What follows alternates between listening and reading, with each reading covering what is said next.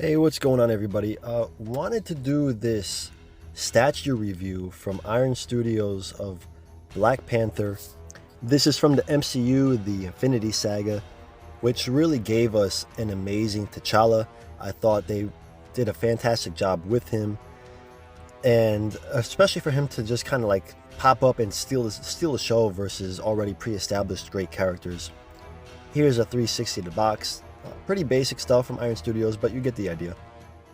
Here's a 360 of the statue itself. Again, 1/10 scale, so not very big, but for its size, very detailed. T'Challa showed up in Civil War with that amazing Panther suit. Still my favorite, and I'm glad they went with that for this statue. Here's a look at the base, very Wakanda inspired. You got the cool Panther statue. You got like the throne room, and just all the details here. The boots, the bottom of the suit. This dude was outrunning Captain America in this suit, so you know he could fly. Here's a close-up of those claws that basically were just cutting through almost anything and everything, and a staple for the Black Panther character. Here are more of the details in the helmet. Very cool that they were able to nail down the look of this at this scale. Very impressive. I think this is still the coolest helmet, one of the coolest helmets I've seen in any movie, period. I just love the very tribal markings, but with the futuristic take. I think they should have never steered away from this suit in the Black Panther movies. Here it just gives you a better idea of all the markings and the design of the Panther suit as it is in Civil War. Really in love with that helmet. Just has a really Panther-esque vibe to it, but in a aggressive shape. I've been a Black Panther fan since, the Christopher Priest comics. So I like how Civil War really portrayed him with a chip on his shoulder, kind of had a vendetta, and it really, I mean, Panther's a badass. Look at him just marching in, and this is him punching Mephisto. So, damn. But MCU, I thought they did a great job of portraying T'Challa kind of with where he had that character development from the start of the movie to the end of it. Since I saw this design, this rendering, I was like, I actually, in my own head, I picked Chadwick Boseman to be Black Panther because I had just seen him in the 42 movie playing Jackie Robinson, and I was like, yo, that guy would be a great Black Panther. Like, just the quality of his acting, I thought he could hold his own against the other heavy hitters on screen. So when it actually did happen that way, I felt really proud about that. Here are more details of the back of the suit.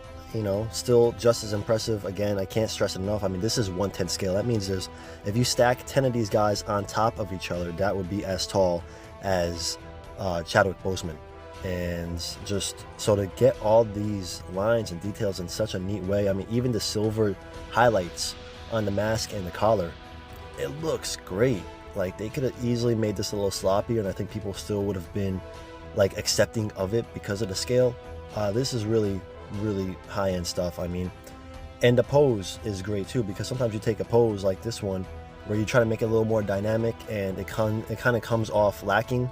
Like, I feel like this one, there's not much statue there, but this guy right here in this more museum pose, the Wakanda Forever pose, I think it's kind of feels more like a tribute, and it's more fitting now, of course, for everything that's happened in real life.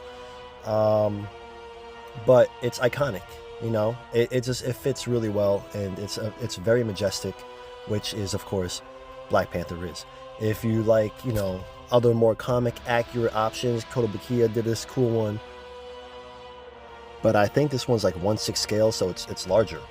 And then you have this one from, I want to say PCS, I forget the scale, I think it's also quarter scale, 1/4, so that's over twice as big as the Panther from Iron Studios, and that's just counting the Panther itself, not even that huge throne. And then you have this great piece from Sideshow, just came out this year, very recent, and it's 1/4 scale. But look at that head sculpt. You get a masked head and a unmasked head like this, and it's a great likeness to Chadwick Boseman. So you have options as well, but for spending about $200 or so, it speaks to the level of quality that Iron Studios achieved with this particular piece. Now, if they did like a head sculpt, I might not feel as confident in them doing something to a standard that, you know, a collector might want. But again, this piece right here, I mean, just as to close this and wrap this up, I really do. I really love it. I'm impressed with it. I think it's great value for your buck and a must-have for Black Panther fans and Marvel MCU fans. Thank you guys for watching. Everybody be easy. Peace.